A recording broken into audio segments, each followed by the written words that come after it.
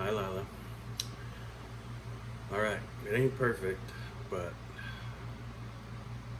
I made pretty good friends with California Dreamin'. I got a couple ideas for you. One thing is, I was watching that guy, whoever he is, play it, and yeah, that kind of open style he has is really nice. One of the ways that I found, just because I'm used to doing it this way, is the F chord rather than doing it this way, the way that he does it. Just because I'm used to the fingerstyle stuff, you can do it with the thumb. And if you need to grab that C, you can do it like that. So move your ring finger up and put your pinky underneath. And then you can just lift up your index.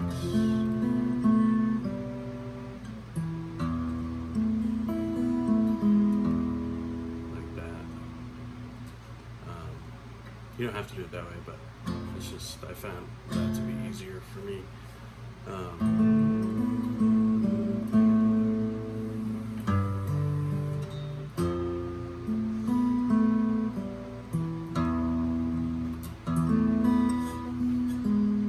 Same thing, that transition there.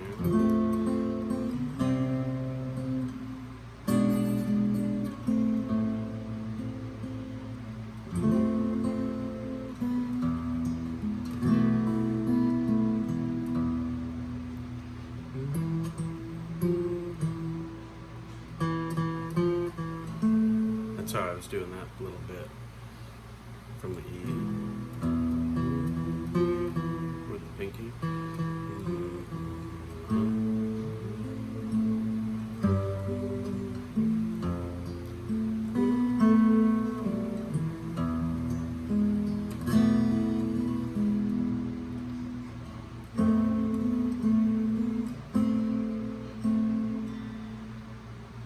Forget how it goes after that.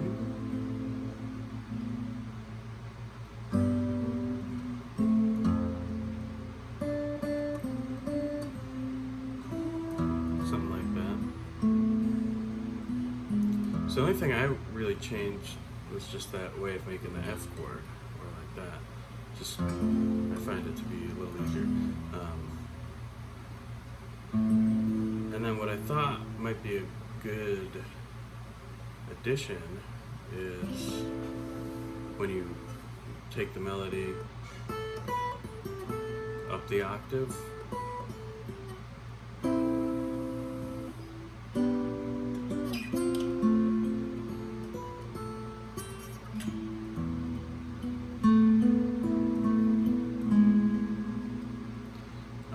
we can start using our triads.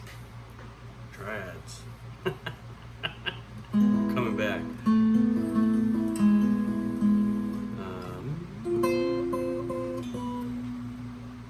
Let's see.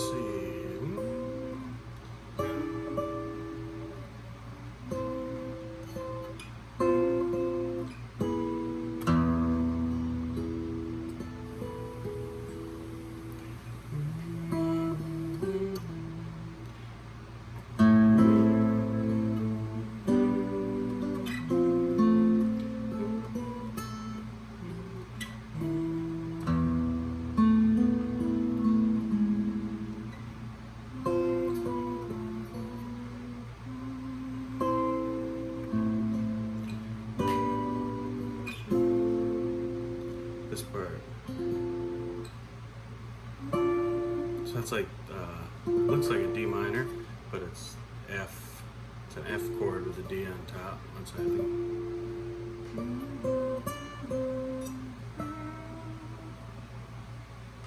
That would be.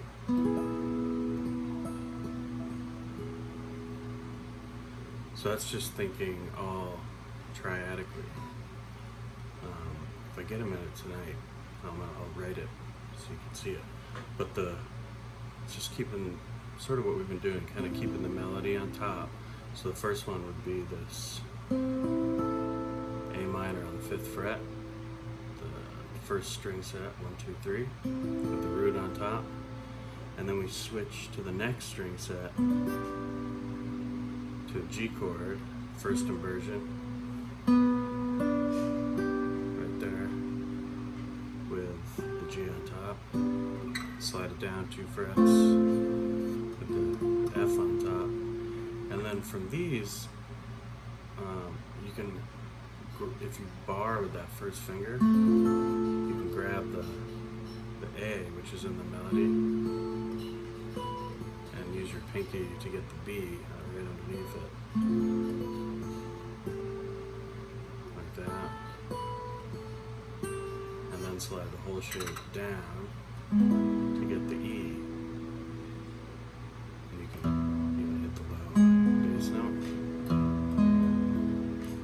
And if you wanted to do the little suspended thing, just find, always on those E chords, you just find the third, the G sharp, and bring it up 1 fret.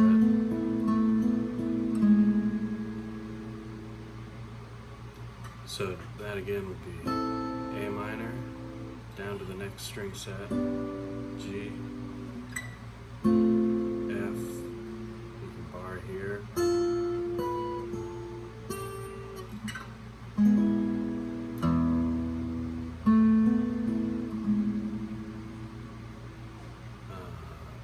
and then it's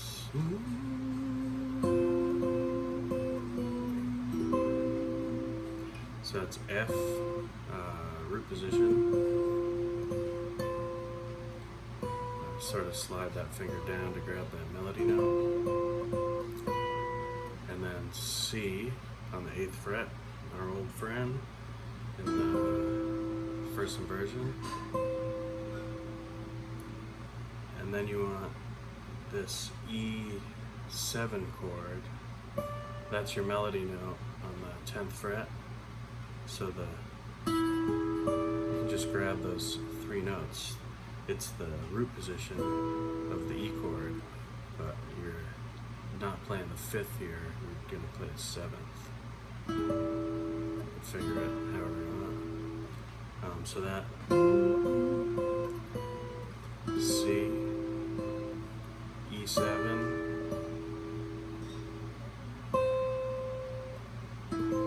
A minor in the, is that second version? So the 3rd's here and the 5th is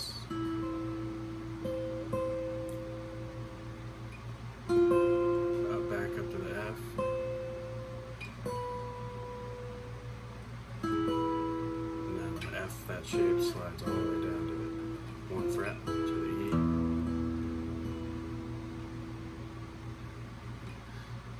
So up to this point it would be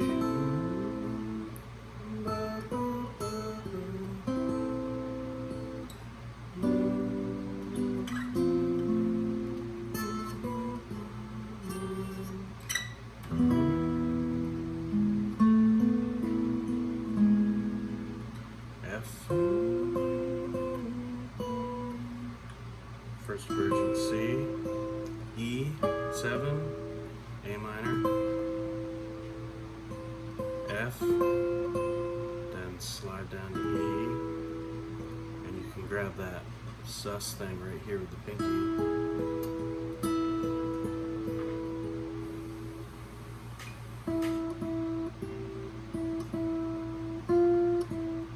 That time it's like that. Same thing as the beginning. G.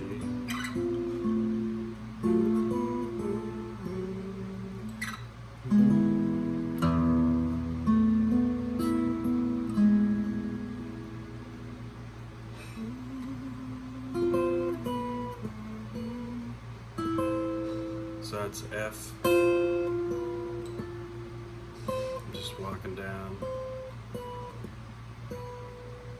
to the A minor.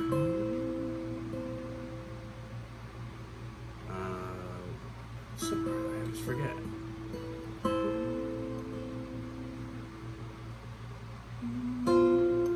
It's not that chord, huh? Sorry.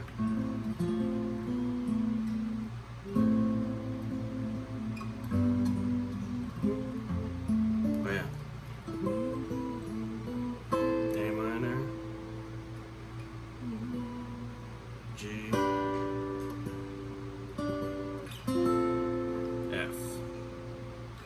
So that's all familiar triads on the first string set.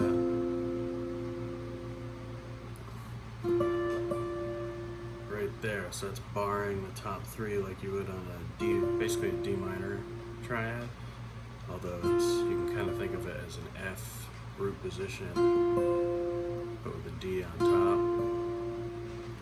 And because you're barring it that way, the easiest way to grab the melody note is your pinky finger way up here on the 13th fret from D to C.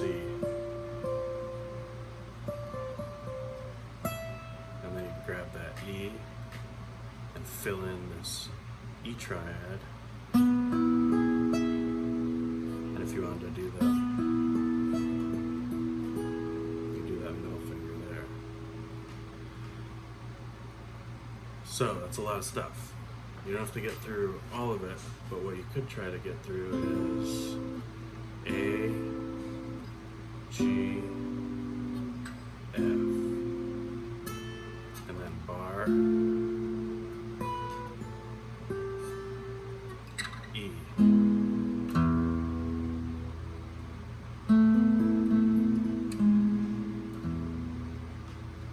And then, if you're ambitious, F to C, E7, A minor, F, E, and then that little sus. So that's a good kind of stopping point, I think. Where I was thinking, just to give you thoughts where we could go with this, and so a lot of these triads, it's a really good key for guitar, A minor, because we have these open strings. So I won't be able to play it right off the bat, but we could think of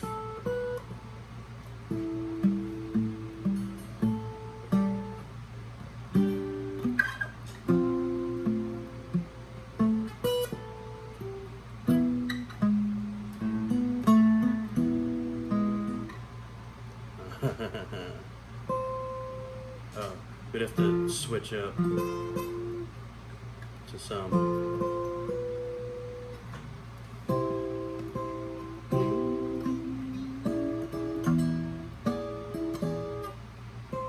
That would be.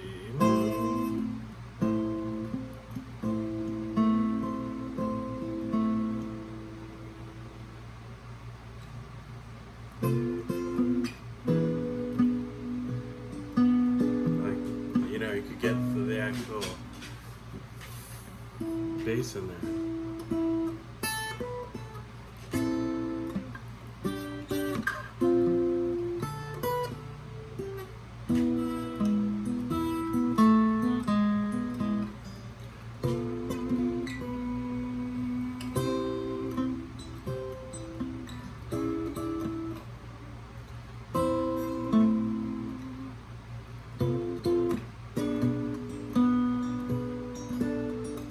Good at it now.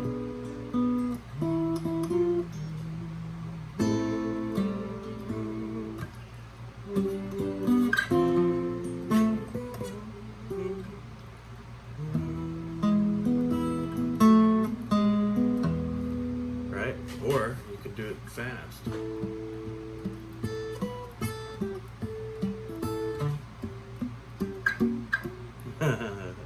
Theoretically.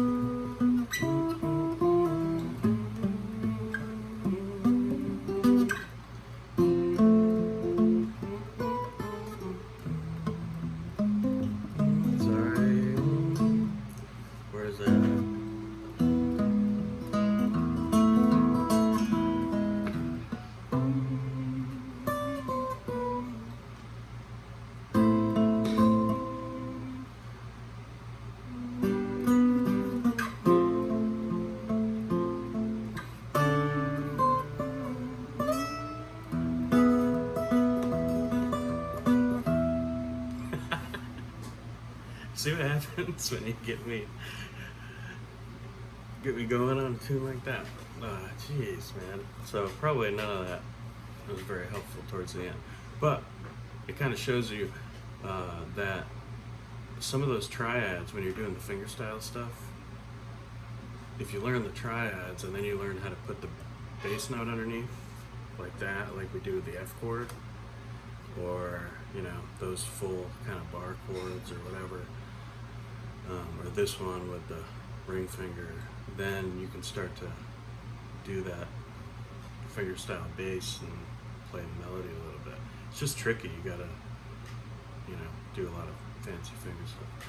But if you're looking for another feel for the tune, that might be something fun to work on. So I'll write out the basic triad stuff for you so you can at least see that, and so this isn't quite so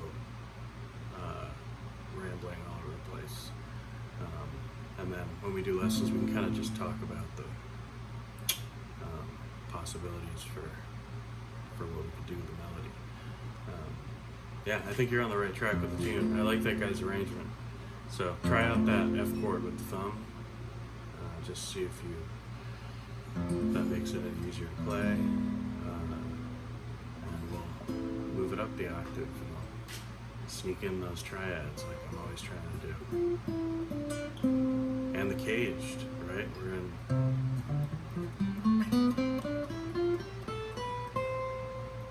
I didn't even play any scale stuff. So, yeah, we can talk about how you could.